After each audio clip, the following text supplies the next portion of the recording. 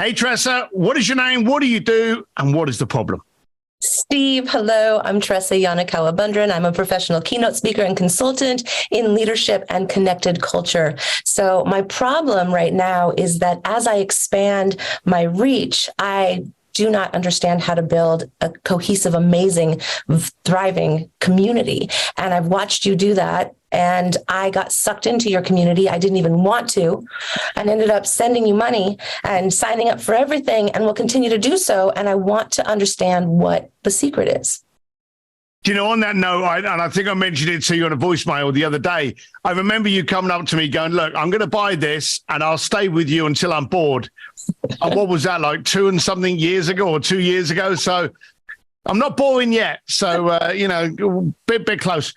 All right, so I like what you said, but then there were two things in it.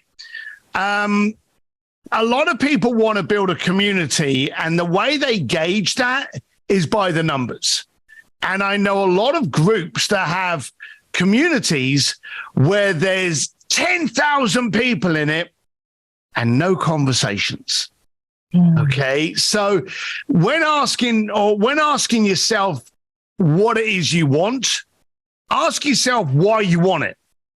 And what is the point? What is the purpose of this? Is this to, fake guru status that I've got 4 gabillion followers?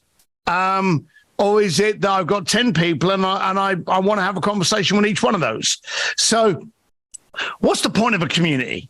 Now, for me, and it shouldn't be a surprise, the point of a community for me is to be able to find the people that I can communicate, relate to, and hopefully create impact for. So for me, the community is a platform that allows me to filter those that I want to engage with. So do I care that I have 10 billion followers? No. Do I care that I have 10 conversations? Yes. My priority is to pull those conversations. And as you said earlier, you bought everything. Who better to listen to than a tribe of people that have actually validated you via that checkbook? Now, my people in the Speakeasy community, in the Entrepreneur's Advantage, in the Eye-to-Eye Blueprint, there's been money spent to be in that circle. And so when people are talking, i.e. you, and you're like, oh, yeah, I bought this, and oh, I went and did this, and I'm working with the speaker, whatever it is, people are going, well, hang on a minute. I know that stuff's not free. That person paid and is a glowing testimonial. Is there any better advert than someone that stuck their hand in their pocket telling the world good things about you? So my question actually goes back to you now. You want to build up a community. Telegram, Discord, WhatsApp, Messenger, Facebook, Twitter. There's a ton of places to build up the community. But before we get into what quite simply is the vehicle, the question comes down to why? What's the point? What's the gain? What's in it for you? That's a brilliant question. For me, my why is I want to help as many people as possible to have the best relationships of their lives and to live their most full lives before we all die. Okay. How have you tried building up that community now? Now, I haven't done a lot with it. I've been lucky that community has come to me, but in smaller ways, which is totally great. So I love the one-on-ones. I love the small groups. I love being invited to help co-facilitate other people's groups. And it's time for me to allow and invite more people in. All right. Okay. The key within any community, and with any tribe, is the data. Okay. And one thing you've got to ask yourself off the bat is, who owns my people? If you've got a community on Facebook and for whatever reason you get banned off of Facebook, you've lost all that data. Okay, so you've lost the community. So you want to make sure that wherever the people is, wherever the tribe is, you make sure that you get first contact with them. And the easiest way to do this is to set up a community on Facebook and then give 3 filter questions in order for them to be able to get in. And one of those questions should at minimum be the email address. So that if, for argument's sake, Facebook go, oh, there's another Tressa doing this, and this is what usually happens, it's 9 times out of 10 not you. It's someone said something that was wrong on your feed or sounds like you or is related in Facebook world to you, and they just ban you just out of just knee-jerk reaction. Okay, that's a commonality. We all have friends that got banned and it wasn't even their fault. And of course, because we don't pay for Facebook, it's very hard to get them to pay attention. So run up a platform, and there's 2 reasons in this. Run up a platform that to get involved in my community, just answer these 3 questions. If you want to see an example of that, look up an Entrepreneur's Advantage with Steve Sims. The first way for you to get in is you have to answer these questions. And if you don't get in. And one of those questions is your email. So now I've got that data. If I ever get kicked off of Facebook, I can still contact you and set up a Discord channel, a Reddit, a Twitter, whatever. I've got your data. Okay, so that's the first thing to do. Set up a channel just for you. The other reason it's good is I will get a lot of people that try to get onto my groups, and there'll be those 3 filtering questions, and I go XYZ, XYZ, XYZ, thinking that's going to automatically get them into the group. And I won't let them in. In fact, quite honestly, when they do stuff like that, I'll send them a subtle little message going, well done. You've now just annoyed me more than anything. If you want to try again, maybe I'll let it off. But I don't want people thinking that they get in for free. Now, that's not to say I'm charging them, but I am charging them for their attention and effort. So you will put your name in there. You will tell me how you heard of us or what your problem is, and you will give me your email. But how many people get away with that? I know the first inquiry question you asked me was, well, you didn't even ask me anything. You said, listen, I'm going to ask you some questions. You're going to answer them. If I don't like you, I'm not going to take you on. And if I don't think it's worth my time, nobody else can get away with that. They should. And here's the funny thing, Tressa, you can. Okay. You see, here's the thing. It's the I'm probably using this as a bad example. I got married at birth. So, my experience with partners is limited to one, Claire. So I got very lucky very early on. But it's like going on to a date using someone else's picture, okay? They're going to realize it's not you. So for me, I don't want to seduce you with eloquent, long-winded, multiple-syllable words to bring you into my world, only suddenly to be met with a guy that can't spell very well and always wears a black T-shirt. I'd rather get that embellished and exaggerated at the beginning. Now, you've known me for a while now, but my first interaction with anyone is probably the coarsest. Okay, it's the more abrupt. Hey, if I don't like you, you ain't coming into play. If I do, we'll get along. I'm trying to be as blunt and as bold and as obvious right at the beginning so you don't get any surprises. What is terrible is when you get excited and aroused to join a group only to find out that that person's not as committed, not as intelligent, not as forthright. They're constantly trying to upsell you on something, and it just aggravates and alienates. And then you not only leave the group, but you tell other people. So I think right at the beginning is when you should do the warts and all introduction. Hey, my name's Tressa, and I'm going to do this. It's going to be challenging. You may be uncomfortable, but it will be beneficial. And if you're ready to take action, I'll see you inside. Now, was any of that coarse or rude or impolite? No, in fact, it's so clear and direct and accessible. Thank you for reframing that for me. It's literally the reason that I signed on for a speakeasy 15 minutes into hearing you begin to talk. I think that clarity is really needed. So thank you for that reframe. We're actually desperate for it. in a world where every day we wake up and almost listen to the news and search the news just to find something else that can piss us off.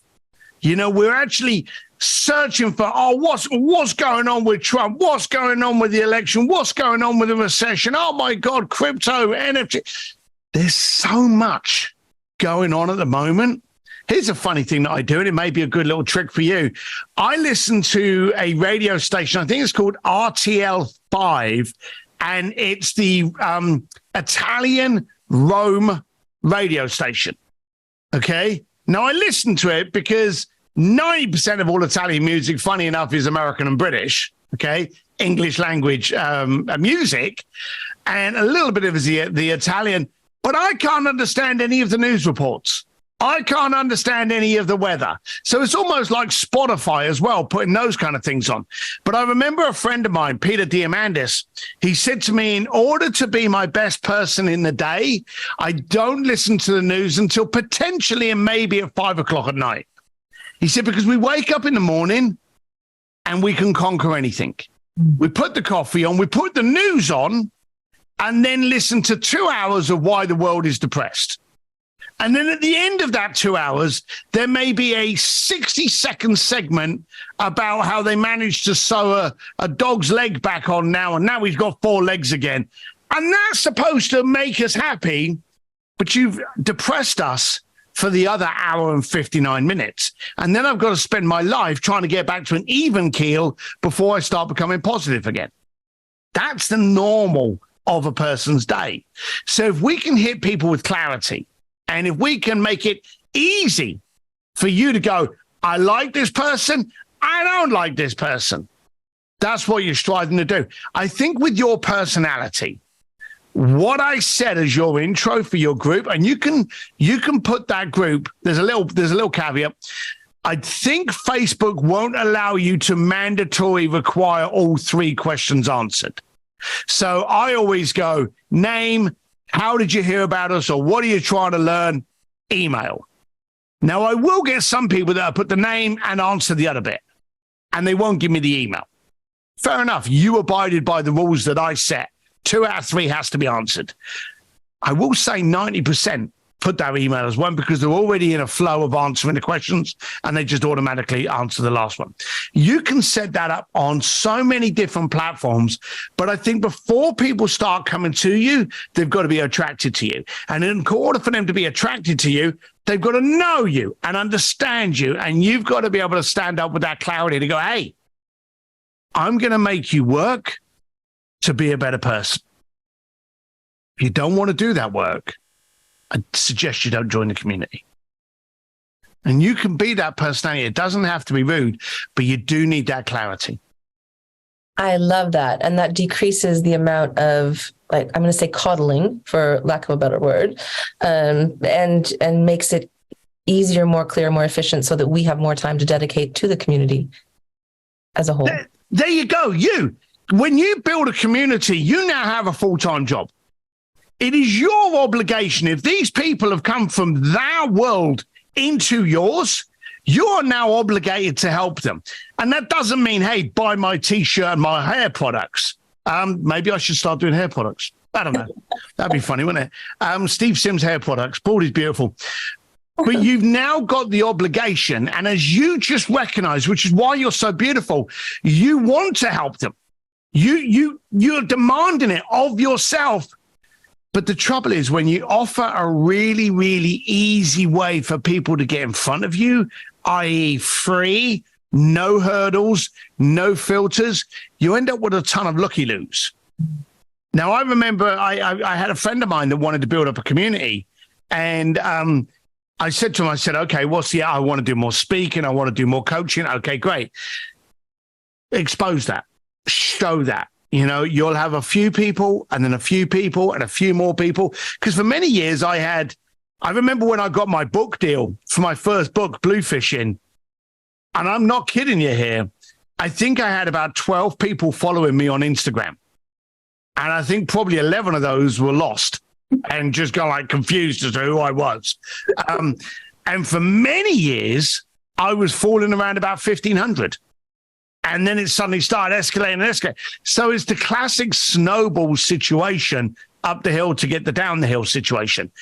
But you've got to be able to expose who you are, and you've got to be able to put that work in and know that your community is a conversation. Now, this friend of mine decided to start doing political banter, and everyone loves negativity. Everyone loves the naysayers. Everyone loves the conspiracy flat earth theorists. Everyone loves all of that. If you can spark someone, they're drawn to you. He ended up raising 18,000 followers very, very quickly based on the political controversy and conspiracy theories. And he can't have a conversation with any of them. And he put on an event, and the event he was having at his home, I think, for 15 people. No one bought a ticket. He did a T-shirt. No one bought a T-shirt. The bottom line of it is you've got to understand what the point is for you to build the community. He built the wrong community for him. If you can build the right community for you to have the conversation on, then all you're doing is helping. And as I always say, if they don't pay, they don't pay attention, you know? And if I charge someone $2,000, hopefully you'll back me up on this. If I charge someone $2,000, my obligation and my commitment and my responsibility is to give you 10 grand value. You need to walk away after every payment you've ever given me going, well, I ripped him off. You know, look how much, and that's what you got to do. But you can't do that unless you're having the right conversation with the right people. Thank you. That authenticity is everything. And I've seen it in you consistently.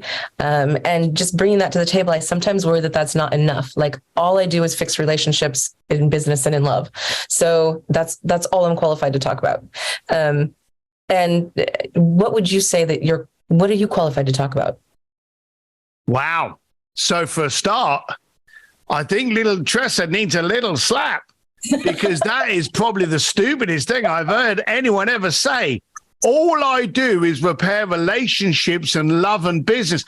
Isn't that what we want? I mean, it's what we need. I know so many people that are really successful in business and then died unhappy. You know, I know people, sadly, in relationships where they're not happy. Okay. And in today, there are two businesses. There's only two businesses in the planet. And you're a queen here, and you should rise up because of it. There are two industries in the planet. One is transactional, Amazon, McDonald's, AT&T. And the other one is relationship-based. Okay. What it triggers, what it creates, where's my commitment, where's my loyalty? Because I'm going to guarantee during COVID, Amazon phoned up no one just to check how you were getting on. Relationships are everything, okay? I think what you bring to the table, and with these advents coming on of like AI, Chat GPT, these things do what you ask them to do, but they don't love you. You can't go on Chat GPT and go, will you love me? You know, go on Amazon, please send me some hugs. I'm feeling a little bit down. What you're talking about now is imperative to our growth. Yeah. And so I think you need to own that market. And I think you need to expose the pending doom that is coming if you don't focus on this. I think you've got a very, very powerful message in a world where people need it, maybe more than you realize. Sims, you're such a mush. Here's an idea. This is just off the cuff. Build up a community. Just initiate it. I don't care if there's two people in there. I don't care if one of them's me. Whatever. Start the community. And then invite people into that community for you to have, you know, coffee with Tressa, if you have coffee, you know, drink with Tressa, whatever, and have a conversation. What do relationships mean to you? And leave it open. Now, people may speak to you about the relationships they have with their clients. They may talk to you about relationship. I had a great guy the other day, Zach Scow. He works for a company called Positive Change, where he takes adopted dogs into prisons where inmates train the dogs and then get those dogs that were pulled off of death row and sends them to forever homes as trained, loving animals. And Zach talks about the relationship between a felon and a four-legged friend. Okay, so you can actually have conversations with, because the relationship is different. The relationship I have with you as my client is very much different to the relationship I have with Claire, and I have with Henry, George, Lily, my kids, with prospects. So every relationship has a different vibe and tempo and volume. And I think for you to be able to have those interviews would expose your ability to ask the questions, but also get people to understand that the word relationship does not have a single explanation. It's different to everyone. Yeah. And it impacts every aspect of our lives. And I think that's, And how great content would that be as well for your community? Absolutely. For you to bring people in and just speak to, Brian Golke or Martha Craigie or Manoj, not only different sexes, demographics, geographics, just different styles, and ask them what relationships mean to them. I think it would wake people up. Yeah, great conversations and great people to have those with. Yeah, thank you. So the keys are to truly be authentic, to know your why. Why Yes. do you want a community? Why are you doing this? Yes. Why are you doing it? And then to really be straight with people about what it requires to be part of the community and what you're offering. Yeah, build up the community, set up a newsletter based off of your email, off of your website. What is your website? Give a shout out to your website. TressaYanakawa.com. And we'll put that in the notes because that's a big name to spell. But you should send people to the website, get them to sign up, direct them to your Facebook group so you get them both ways. And then when you're doing these interviews, tell the people on your newsletters, hey, don't miss out on this conversation. If you're not a member of this community, sign up. It's free, but they'll have to put that name and that reason in there. And you also may get, and this is what always works for me, every now and then you'll get someone going to that reason. They may be going, I'm hurting and I don't know how to, and you get to see these before you actually let people in. And you can go, hey, I'm going to let you in, but maybe we need to have a conversation offline. And that's where you start moving into helping people to maybe you can help drive more impact with. Beautiful. And then just keep showing up and giving everything you've got. And I watch you do that all the time. So I'll stay in all your groups and keep learning from the best. Well, I like to bring on the best to make it the best. So Tressa, I'm glad you asked that question because there's so many people out there that need to understand about the authenticity, and I hate that word, the transparency. I want to make it obvious for you to be able to make a decision. The impact, the directness, these are all important things for anybody in business today. These are the pinnacles you should be focusing on any brand, your website, your presence, your social. Be you, because it takes zero effort for you to be you. Tressa, thank you very much for coming on the show today. Thank you very much for being willing to share your problem, because there's someone else out there going, do you know, I've got the exact same problem. So thank you very much. And I'll see you somewhere, whenever. Thank you, Steve. Bye. Hey, this is Steve Sims, and I hope you liked that episode of Being Coached by Steve Sims.